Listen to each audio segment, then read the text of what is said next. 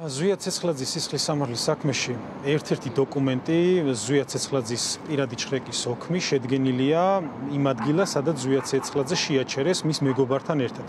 სწორედ ის მეგობარი დაიკითხა დღეს, რომელმა მეგობარმაც დაადასტურა, რომ იმ ადგილას, სადაც მოხდა ზვია ცეცხლაძის შეჩერება, არ მომხდარა ფიზიკურად ზვია ცეცხლაძის ჩხრეკა.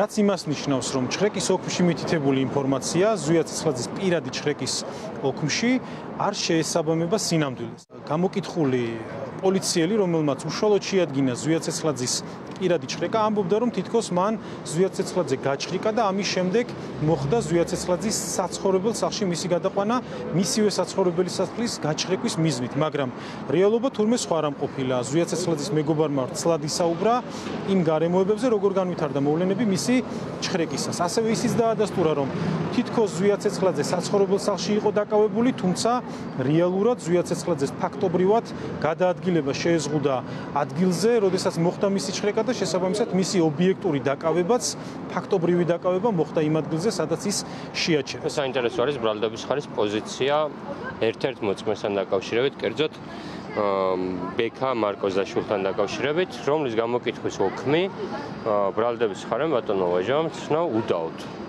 მაყურებლისთვის რო განმარტო უდაობა რას ნიშნავს, ეს არის ის, რომ ბრალდების ხარემ სასამართლოს უთხრა, ჩვენ ვეთანხმებით აქ წერილ ყველა სიტყვას და ეს არის ეს.